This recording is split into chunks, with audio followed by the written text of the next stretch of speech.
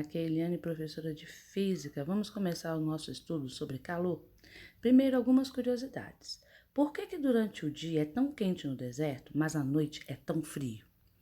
Porque durante o dia, quando estamos na praia, percebemos que o vento sopra da água para a areia, mas à noite esse sentido é invertido? Antes de responder, nós vamos aprender alguns conceitos fundamentais. O primeiro conceito que nós vamos aprender, gente, é sobre calor. O que é calor? Calor é a energia térmica em trânsito, ou seja, saindo de um corpo e indo para o outro. Por quê? Porque a temperatura desses corpos são diferentes. Costuma-se dizer que o calor é a energia térmica em movimento. O calor, ele sempre flui, o sentido dele espontâneo é do corpo de maior temperatura para o corpo de menor temperatura. Esse é Joseph Black, 1728 a 1799.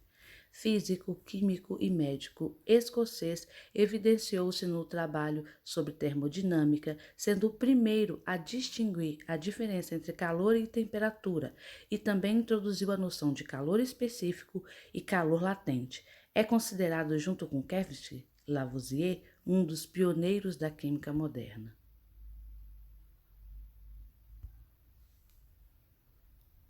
Por meio de experimentos nos quais misturava substâncias a diferentes temperaturas, observou-se que os resultados não condiziam com as teorias da época, que apontavam o calor como uma substância fluida, chamada de calórico, presente na matéria. Então, o Joseph não concordou com esse fluido, com esse calórico. Ele percebeu nos seus experimentos, né, as temperaturas diferentes das substâncias aí, ó.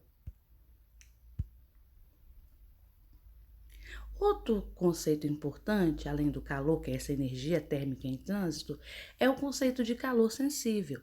Calor que produz a variação da temperatura sem que o estado físico da matéria seja alterado. Quando colocamos algo para aquecer no fogo, estamos aumentando a sua temperatura. Então, é normal que saia do estado líquido para o estado gasoso. O calor sensível é quando a gente aumenta a temperatura, mas ainda permanece naquele estado físico. Unidade de medida de calor. A energia é medida em joules no Sistema Internacional de Medidas, o SI. Como o calor também é uma forma de energia, possui a mesma unidade. Por motivos históricos e práticos, também usamos outra unidade, a caloria. Então, uma caloria, gente, equivale a 4,18 joules. A mesma unidade de medida de energia é a unidade de medida de calor. Outro conceito importante é a capacidade térmica, quantidade de calor necessária para elevar em 1 grau a temperatura de um corpo, representado por essa fórmula. C é igual a Q dividido por ΔT, que equivale. Capacidade térmica é igual à quantidade de calor dividido pela variação de temperatura. É o quociente entre o calor que está sendo recebido ou cedido do corpo e a variação de temperatura. Nós temos aí, ó, a temperatura variando de 26 graus para 46. Nós temos um ΔT de 20, é só diminuir 46 por 26. E a quantidade de calor, 40, dividindo 40 por 20, nós vamos achar a capacidade térmica, ok? Que vai ser 2. Olha aí, ó. 2 calorias por grama por grau Celsius.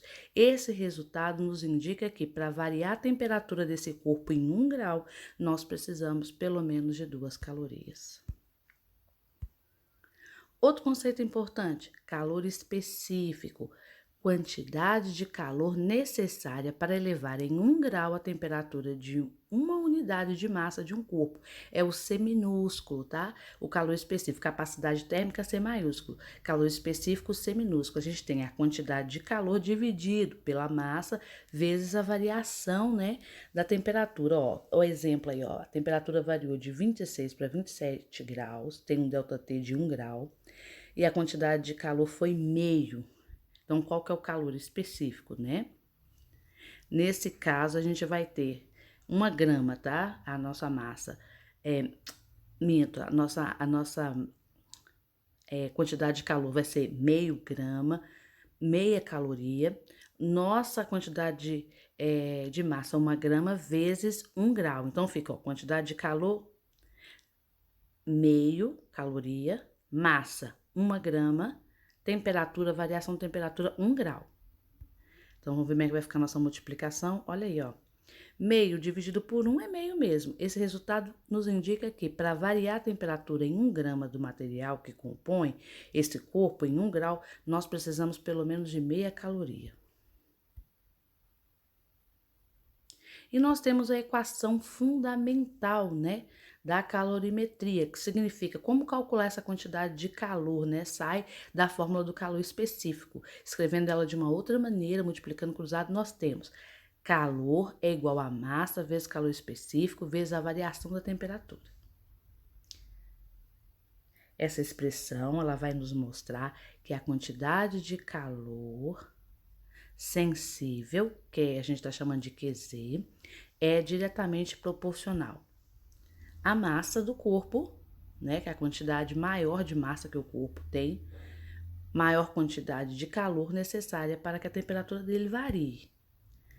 O calor específico, que é o Czinho, quanto maior o calor específico, maior vai ser a quantidade de calor necessária para variar a sua temperatura.